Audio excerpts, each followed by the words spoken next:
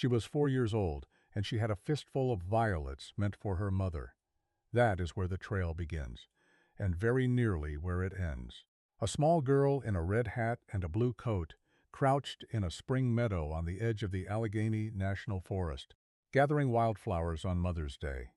Her older sister was only a few yards away. Her father was fishing in a stream within earshot. Her mother sat resting in the family car, parked along a quiet country road. For a moment, no more than a minute or two. The sister walked off to deliver her own bouquet to their mother. When she turned back, the meadow was empty. There was no scream, no struggle anyone heard, no engine racing away that a passing motorist remembered. The bloodhounds that came later picked up her scent at the boulder where she'd been picking flowers, carried it a short distance toward the road, and then lost it entirely, as though the child had simply been lifted out of the world. In the days that followed, thousands of people would walk these woods shoulder to shoulder. They would find a buried cask of wine that looked at first like a freshly dug grave. They would find a scrap of lace that turned out to belong to no one. They would find a single child's shoe print pressed into soft earth, pointing toward a road, and then nothing. The date was May 8, 1938. The place was a stretch of woodland called White Gravel near the hamlet of Marshburg in McKean County, Pennsylvania. The girl's name was Marjorie West. This is one of the oldest unsolved missing child cases in the United States. As of this spring, it has been cold for 88 years. Before we walk this trail any further, I want to know, where are you watching from tonight? Drop your city or town in the comments below. Someone watching this right now might live near the Allegheny Forest, might know the old oil country around Bradford and Kane, might have heard a story passed down in their own family. After 88 years, the smallest memory could still matter. So tell me where you are. To understand what was lost that afternoon, you have to start in Bradford. Bradford, Pennsylvania, in 1938 was an oil town in the state's far north, hard against the New York line. It was a place built on the wells that had been drilled across McKean County for decades, a working community of refineries and rail lines and tight-knit neighborhoods. The West family lived at 5 Cornan Street. The father, Shirley M. West, worked as an assistant engineer for an oil refining company, a steady, skilled job in a town where oil was everything. The mother was Cecilia West. Together they were raising 3 children. Marjorie was the youngest of the 3. She had been born on June 2, 1933, which made her 4 years old that spring, just weeks shy of her 5th birthday. By every account that survives, she was a vivid little girl. Auburn red hair, blue eyes, a face dusted with freckles. Her hair was styled in the curls of the era, the look made famous by the child film star Shirley Temple, whom half the country's small girls were dressed to resemble. The missing persons records that document her case note that she spoke, in the language of those records, with a soft accent, that she answered to Marjorie, though contemporary newspapers spelled her name half a dozen ways. Marjorie, Marjorie, sometimes simply the West child. Above Marjorie in the family came her brother Alan, who was 7, and above him was her sister, Dorothea, who was 11 that spring. Dorothea is, in a real sense, the keeper of this story. She was the last person in the family to see Marjorie. She would carry that afternoon with her for the rest of her long life, and decades later it would be Dorothea who reached out to a writer trying to reconstruct what had happened. Dorothea who corrected the errors that had crept into the old newspaper accounts, who supplied family photographs, who refused to let her little sister become only a name on a yellowing reward bill. Whatever we know about who Marjorie was, rather than simply how she vanished, we owe in large part to the sister who never stopped looking, that is the family. An oil town engineer, his wife, 3 children, in a house on Cornan Street on the morning of Mother's Day, 1938. Now that you know who Marjorie West was, not a headline, not a cold case file, but a 4-year-old in Shirley Temple, curls picking flowers for her mom. Does she remind you of someone in your own life? A daughter, a little sister, a child you love? Tell me in the comments. Saying her name out loud, 88 years later, is its own small act of keeping her here. Mother's Day fell on May 8 that year. The Wests began it the way many families in Bradford did, at a church service in town that morning. Afterward, with the spring weather holding and the days stretching out ahead of them, Marjorie's parents decided on a picnic. They chose the White Gravel area, a wooded stretch in the Allegheny National Forest that lay roughly 40 minutes drive south of the city. They made the drive down U.S. Route 219, following the line of an old railroad grade that ran from Custer City toward Marshburg, the tiny hamlet near their destination. From there they turned onto Chapel Fork Road to enter the White Gravel area.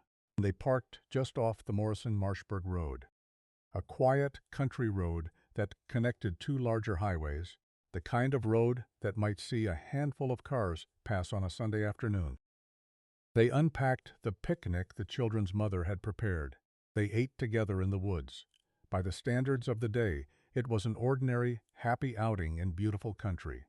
After lunch, Marjorie and Dorothea asked to play in a field beside the trail. Before letting them go, their father and brother walked the area to check it. There was a large boulder near the edge of the field, and the family knew this was rattlesnake country in the warmer months. The girls were told not to go behind the rock. With that warning given, the two sisters went to gather wildflowers. The flowers, according to several accounts, were violets, longspur violets, the kind that bloom across that part of the forest in May. The girls were picking them as a surprise for their mother. While the children played, the father went off to fish in a nearby stream. The mother, drowsy after the meal, stayed resting in the car along the road. It was around 3 o'clock in the afternoon. Dorothea had gathered her own bunch of flowers and decided to run them up to her mother at the car. She left Marjorie behind in the field, alone, for what she would describe as only a minute or two. When she came back, her little sister was not there. At first, there was no alarm, only confusion. Dorothea looked. Then she called. Then the father and 7-year-old Alan came and combed the field and the tree line around it, calling Marjorie's name with rising urgency. There was no answer. The stream was checked, the boulder was checked, the road was checked. The forest gave them nothing back. When it became clear that Marjorie was not simply hiding or wandered a few steps off, the family did the only thing they could do in 1938, in country with no telephone at hand. They got in the car and drove to the nearest town, Kane, to report a missing child to the police. By the time help could be organized and brought back into the woods, the afternoon was gone, and the light was going with it. The first response came fast, and it came hard. That same evening, around 200 young men from the Civilian Conservation Corps camp at Kane went into the White Gravel Woods to search. The CCC was a Depression-era work program, and these were exactly the men you'd want for the job. Young, fit, used to the terrain. Many of them carried miners' lamps. They searched through much of that first night, working the field, the tree lines, and the stream where Marjorie's father had been fishing. They found nothing, and at daybreak they began again. The search organized quickly into something methodical. A forest supervisor took coordination of the effort, spacing the searchers about 25 yards apart in a line a mile long and walking them across the terrain, so that on that first full Monday they covered roughly 4 square miles of forest. Investigators worked from a short list of plausible explanations: that Marjorie had fallen into the nearby stream, but a thorough search of the water turned up no body; that she had fallen into a crevice on one of the nearby hillsides, or that a passing motorist had found her wandering along the road and carried her, meaning well, to safety in some nearby town. When the first days produced nothing, the search grew. Bradford's mayor, Hugh J. Ryan, broadcast a public appeal, by some accounts asking for 1,000 volunteers, and they came. The Pennsylvania State Police took the lead on the investigation. National Guard troops joined in. Police officers came from across the New York state line, bringing bloodhounds with them.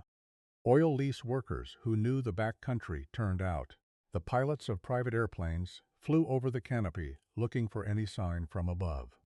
By the middle of that week, the people moving through the white gravel woods numbered in the thousands. Newspapers of the era described one of the largest searches the region had ever seen. By some accounts, as many as 2,500 searchers at its peak, with hundreds of police involved over the course of it. There were moments that felt like breaks in the case.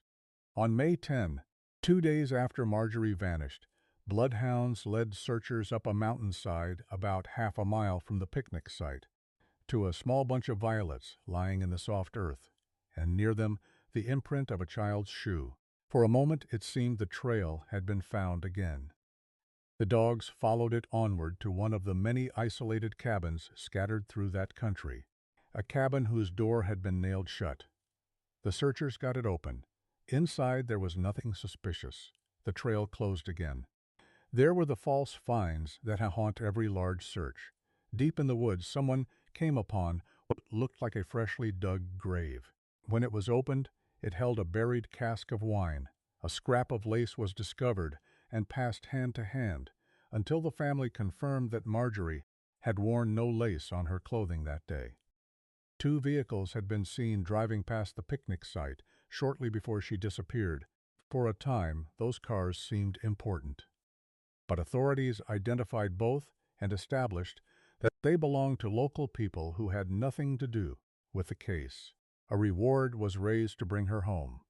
The printed bills that circulated through the region offered $2,000, an enormous sum in 1938, for information leading to her safe return, with half that amount offered for information leading to the recovery of her body. The reward, the bills noted, would expire that December. No one ever claimed it. 5 days into the search, the Pennsylvania State Police Commissioner of the time, P.W. Foote, offered the public a theory of how it might have started. Marjorie, he noted, loved games of hide and seek.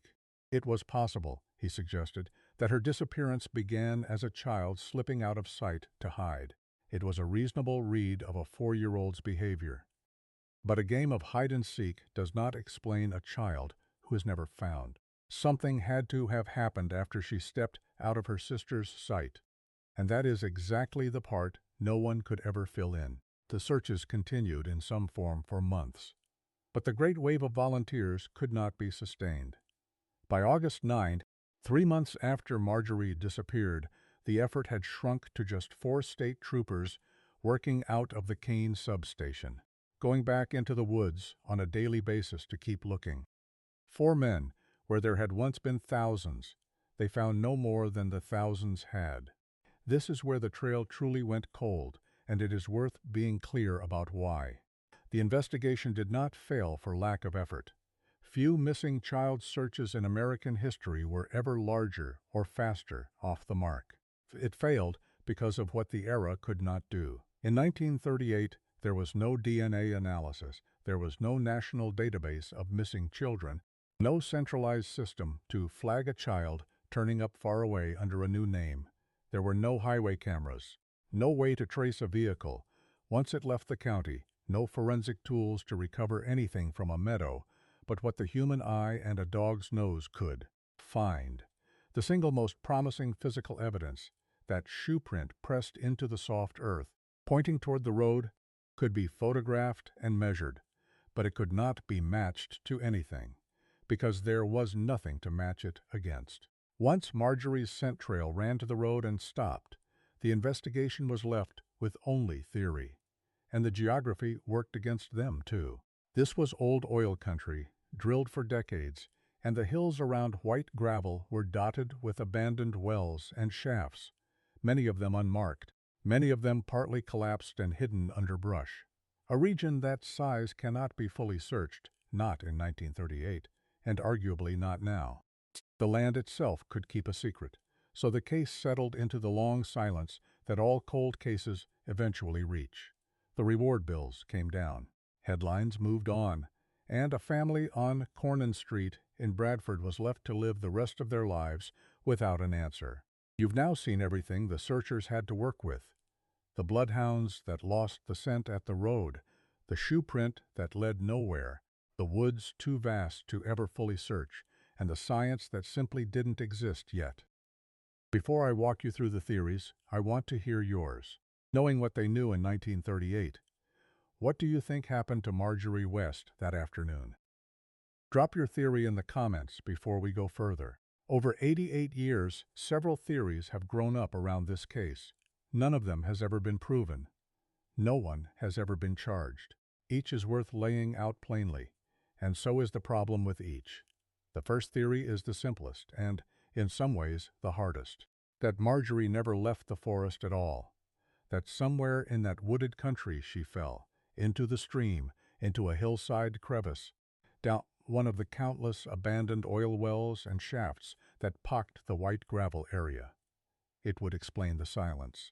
A small child who stepped onto rotten boards over an old well or slipped into a hidden crevice might vanish without a sound and beyond the reach of any search line.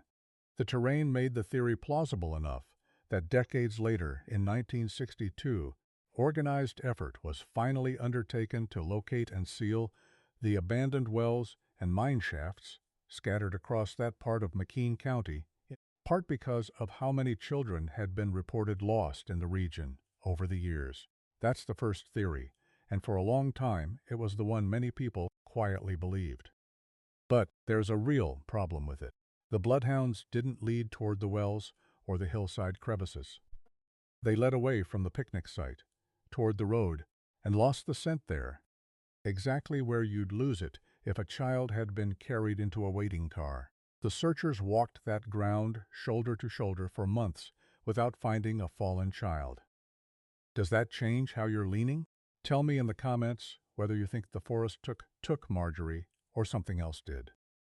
The second theory follows the scent to that road, then far beyond it. It holds that Marjorie was abducted, taken by someone who was watching the family, who acted in the brief window when she was alone, and who carried her to a waiting vehicle on the quiet road just yards away. This is the theory that the most discussed piece of evidence in the entire case seems to support. Late on the night Marjorie disappeared, a taxi driver in Thomas, West Virginia, came forward with an account. He said that at 11:38 that evening, a time precise enough that it stuck in his memory, he had seen a weeping little girl who matched Marjorie's description, wearing clothes like hers, riding in a dark green sedan, driven by an unidentified man in his 30s. The man, the driver said, told him the girl was his daughter and asked where the nearest motel was. The driver pointed him to an establishment across the street. The man left the child in the car, went inside, and was told there were no vacancies. He came back and asked about a liquor store. The driver sent him to a bar down the road. Several days later, after Marjorie's photograph had spread across the region, the taxi driver said he believed the child he'd seen was Marjorie West. A man fitting the same description was reported to have stopped for gas at a station just outside Thomas, where an attendant said he noticed a bundle wrapped in a gray blanket on the back seat. The detail that made this account so compelling was the timing. Investigators worked out that the drive south along U.S. Route 219 from the White Gravel area to Thomas, West Virginia, took roughly 8 hours. If a child had been taken around 3 in the afternoon, a car would arrive in Thomas at around 11 that night, almost exactly the time the taxi driver described. But this theory has a problem too, and it's a significant one.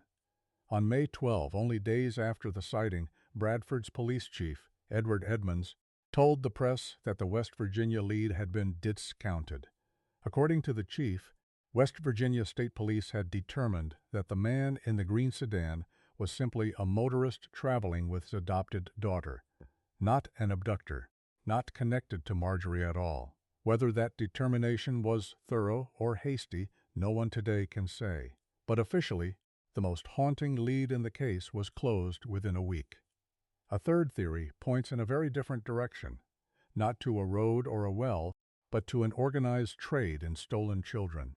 In the decades after Marjorie vanished, people revisiting the case noted that her disappearance fell squarely within the years that one of the most notorious child trafficking operations in American history was at work. The Tennessee Children's Home Society, near Memphis, was run by a woman named Georgia Tann, who for years was publicly praised for placing vulnerable children with adoptive families.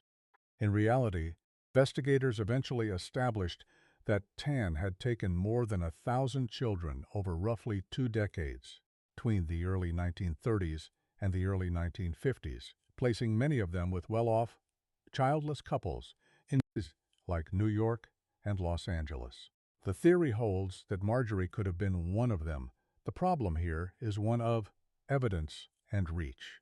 Most of Tann's documented victims were taken from Tennessee and the states bordering it, not from far-off northern Pennsylvania. There has never been any documented connection between Tann's operation and the White Gravel Woods. Nothing has ever placed her network in McKean County on that Mother's Day. It remains, like the others, a theory built on possibility rather than proof. There were quieter speculations, too, that Marjorie had been taken to Canada by other members of her own family, a notion never supported by anything about the Wests, who appear in every account as an ordinary and devoted family. None of these theories has ever moved from speculation to fact. No suspect has ever been publicly identified by law enforcement. No one has ever been charged. After 88 years, the honest answer is the same one the 4 troopers had in August of 1938. No one knows. This trail has been cold for 88 years, longer than almost anyone alive can remember, and yet cold cases do get solved. Every year, somewhere in this country, a case decades old cracks open because of new technology, a deathbed confession, or one person who finally decides to talk. If you've ever followed a case that was finally solved after years of silence, tell me about it in the comments. Those stories are exactly the kind of hope that families like Marjorie West's hold on to. Which brings us to where this trail stands today. The decades since, Marjorie West has never been forgotten in McKean County. On the 70th anniversary of her disappearance, 5th grade students at a local elementary school in the area researched the case themselves and developed their own theories about who might have taken her. A generation of children, 70 years removed, trying to solve the mystery of a girl their own age.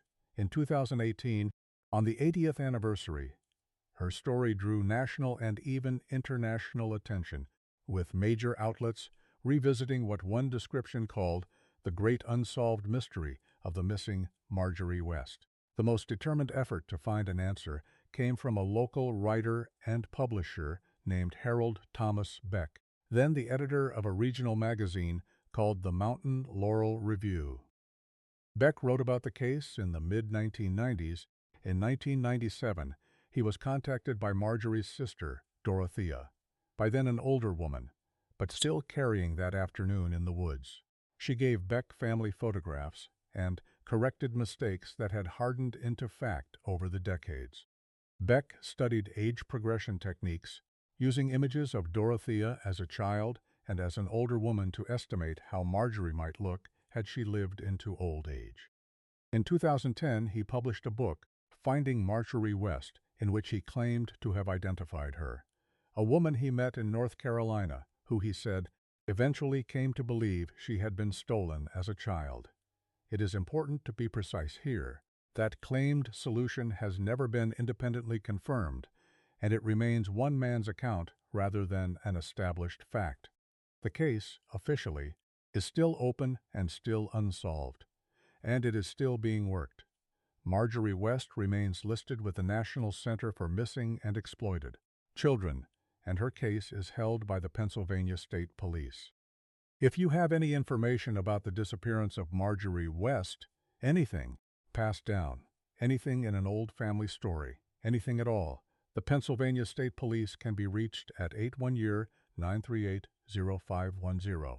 After 88 years, even the smallest detail could be the one that finally matters. It would be easy, at this distance, to let Marjorie West become only a mystery, a puzzle of bloodhounds and shoe prints, and a green sedan on a West Virginia road. But she was a real child. She was 4 years old, with red hair and freckles, and a fistful of violets she had picked to surprise her mother on Mother's Day. She had a brother who walked the field calling her name, and a sister who left her alone for a minute or two, and spent the rest of her life turning back to that moment. Somewhere out there is the truth of what happened to her after 3 o'clock that afternoon. 88 years have not erased it. They have only buried it, the way that old oil country buries so much beneath the brush and the trees. Somewhere in America, this trail is still cold, but someone out there remembers something. If that someone is you, make the call. If this is the kind of story you want, followed all the way to the end, subscribe and walk the next trail with us. Leave Marjorie's name in the comments. Share this with someone who grew up near the Allegheny Forest, and we will keep following the cold trails, one case at a time, for as long as the questions go unanswered.